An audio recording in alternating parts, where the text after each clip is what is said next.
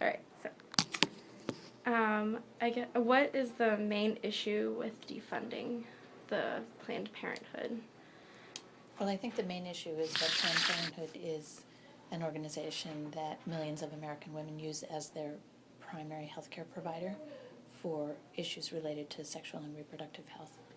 And that includes everything from just general exams to getting birth control, getting access to birth control, to mammograms, to STD testing, and all kinds of other things. So it would have a huge impact on poor women's or women of low incomes ability to get access to these really important health services, which would lead to a bunch of women not having access to contraception, which would lead to unwanted pregnancies, which would probably lead to more abortions.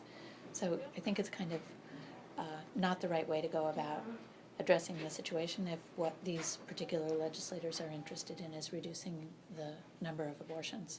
This is absolutely the wrong way to go about doing that. Okay. All right. And what do you know of any possible solutions that we could go about that would be better, as far as not, if we defund them, you'd think that it would cause more abortions and so forth. So can you think of anything else that we could try to do as a Yeah, how about double public? the funding for Planned Parenthood? I mean, double the funding?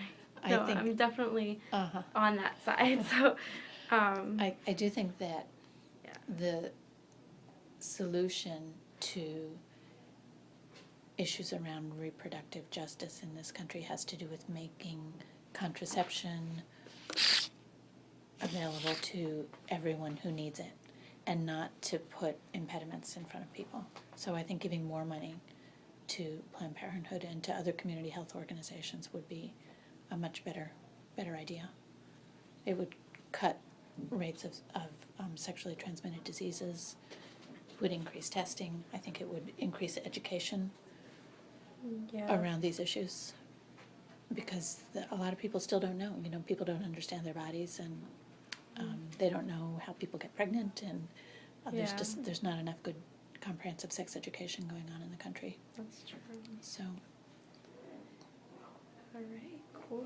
And the opposing view was obviously to take the money away from Planned Parenthood. So do you know what the main reasons and main concerns for them, like what was their purpose of trying to do that? Because I agree with you. I think that more money, more funding would definitely be a possible solution. And I guess my question is, like, what was their purpose of doing this? Like, what did they think was so harmful or so bad? What I said that night at the Planned Parenthood panel was that I think this is really a diversionary tactic. I think what they're trying to do is they're trying to divert attention from the fact that a lot of the Republican proposals are really going to harm American families and American women in particular. It's another opportunity for them to jazz up their base, to energize their base by targeting this issue, which they know people who agree with them, the people who voted them into office, many of those people are going to be supportive of this idea. So that's why they did it. I don't think that the amount of money has very much to do with it, because Planned Parenthood is not a huge amount of money compared to what they're spending on defense.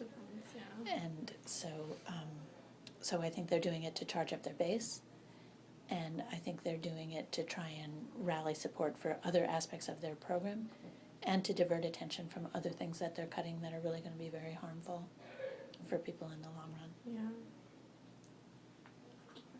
Yeah. Right. So we talked about how this would affect the general population. You said that, like, more women would probably go for more abortions and contraceptives and increase the rate of STDs, and it's just making it kind of clear for me. Okay. And all right, you answered that question. I mean, things like pap smears and cervical cancer screening, that's a really important part of women's health. Of a woman's health care. And so if women can't get access to those services, it's going to be very, very difficult. Yeah.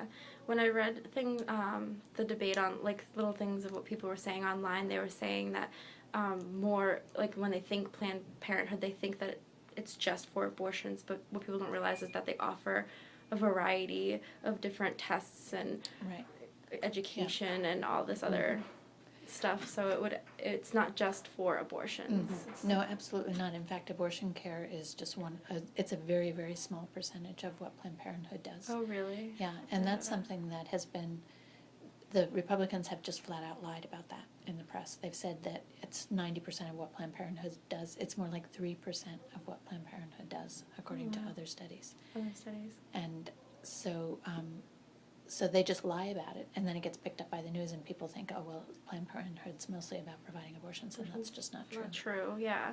And it's for other things, clearly. Yeah. Yeah, okay. Do you have any other extra comments that you would feel is definitely necessary to get out there, get newsworthy, or? Well, I Such think, words. again, the most important thing is for women's bodies not to be used as political bargaining chips. You know, Yeah. I think that that's what's happening in this debate, and we've had this debate over and over and over again. It's about 40 years we've been having this debate, and it seems like when legislators get down to the nitty-gritty of the budget constraints and so forth, they bring out this issue of women's bodies and try to make women's bodies the focus of what they're arguing about. And I just think that's wrong. I don't think they should use us in that way, Yeah, and I think they should let us make our own decisions about our own healthcare needs. absolutely. Okay, I think that's all I can have. Okay. Let's see here.